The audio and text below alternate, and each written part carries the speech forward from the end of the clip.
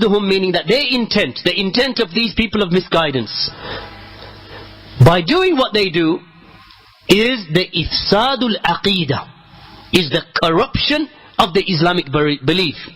وَإِن كَانُوا يَتَظَاهَرُونَ أَنَّ قَصْدَهُمْ تَنْزِيهُ اللَّهِ, even if that which they make openly apparent is that they claim that their intent is to free Allah and to remove imperfections or false attributes from Allah subhanahu wa ta'ala, from the resemblance to the creation. This is what they claim is their intent. So they say, we can't affirm for Allah speech, we can't affirm for Allah hands, we can't affirm for Allah a face, we can't affirm for Allah hearing and seeing, and so on and so forth, because these are all attributes of the creation. So if we describe Allah with these attributes, then we have made a similitude between the creation and their Lord. So this is the reason why they claim that they make apparent, as he mentions, they say that our intent is what? Tanzihullah, is to free Allah from all forms of defects, from, as he has mentioned, an mushabahatil makhluqeen, from the resembling the creation. وَهَذَا زَعْمٌ بَاطِلٌ, and this is a false and futile claim of theirs. فَإِنَّ صِفَاتَ الرَّبِّ سُبْحَانَهُ لَا تُشْبِهُ صِفَاتِ الْمَخْلُوقِينَ, for indeed the attributes of the Lord, the one free of all imperfections, the most perfect, there is no resemblance between him and between the attributes of the creation. There is no resemblance.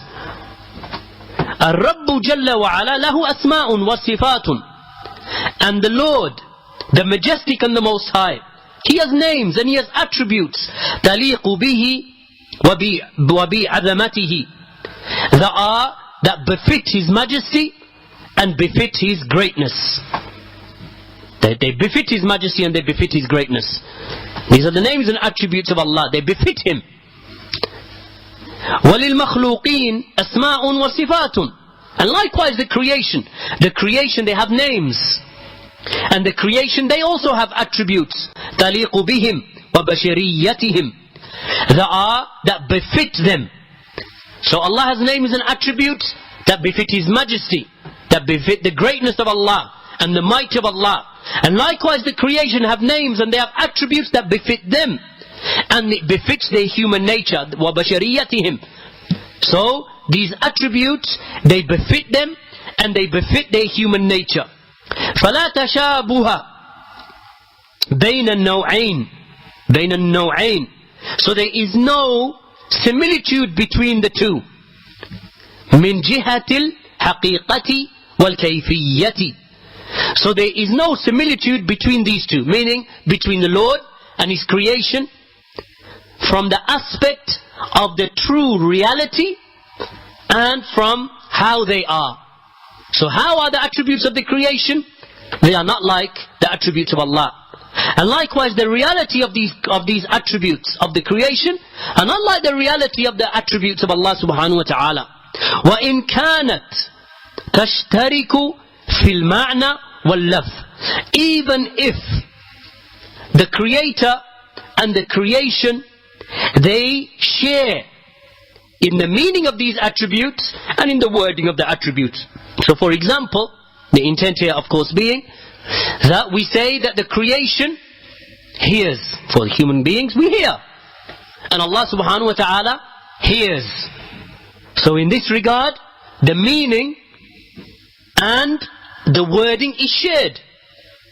So we say Allah hears everything, so Allah hears, and the human beings, they hear.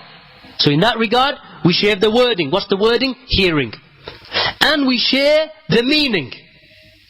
What's the meaning here? That Allah hears. Truly Allah subhanahu wa ta'ala hears. And the creation, the human being, it hears. So the human, he hears. So Allah hears and the human being, it hears. Then he mentions, however, he mentions وَهَذَا مَا يُسَمَّى بِالْمُتَوَاتِرِ. He mentions, and this is what is called or what is referred to as being coincidental between the two. This is something, we don't mean coincidence as in random, meaning coincidental, meaning that this is something that is shared between the creator and the created. What's that?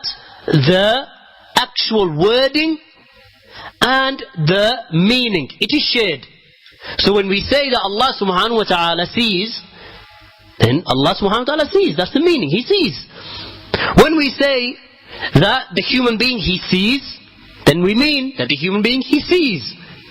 So in this regard, the wording and the meaning is shared. However, of course, the true reality, or the true nature rather, and the kayfiyya, how Allah sees and how the creation see, this is not shared. Because our seeing, of course, is limited. As I keep saying, and I've mentioned many times before, that I cannot see beyond the four walls here. In fact, I can't even see beyond that corner. I don't know who's sitting around that corner. So my sight is limited. Allah's sight, however, is not limited. Allah subhanahu wa ta'ala's sight penetrates walls and barriers and darknesses and depths and heavens and earths. Allah's sight penetrates everything, so much so that there is nothing that is free from the sight of Allah subhanahu wa ta'ala. Nothing that is hidden from Allah. As we mentioned in the previous point, if you remember, from Imām al-Barbahari, that Allah knows the secrets and He knows what is even more hidden than that. So Allah knows what is in the hearts, and He sees what's in the hearts. And Allah subhanahu wa ta'ala knows what is in the wombs of the woman. Allah subhanahu wa ta'ala knows whether that child will be male or female. So Allah knows everything, Allah sees everything, Allah hears everything. Whereas our knowledge is limited. We only know that which Allah subhanahu wa ta'ala has given us knowledge of. We only hear that which Allah subhanahu wa ta'ala has given us by way of the limitations upon our hearing. So even if 10 meters away two brothers were to whisper to each other, I would not be able to hear them. But will Allah hear them? Allah will hear them. So the ma'na and the lafz is shared. Meaning, we hear and Allah hears. And the meaning of hearing is also shared. Because hearing, we know what it means. If I say, I hear something, then you are not in doubt in what it means to hear something. It means that I hear it. That's what it means. It's literal. It's something apparent and clear. And likewise Allah subhanahu wa ta'ala hears. Thereafter, of course, we are created. And there are limitations and weaknesses upon us. However, with regard to Allah subhanahu wa ta'ala, there are no weaknesses and there are no limitations. Allah's hearing is all pervasive. Allah subhanahu wa ta'ala hears everything, and there is nothing hidden from Allah subhanahu wa ta'ala. And then He mentions thereafter, لكنها لا تشترك في الحقيقة والكيفية.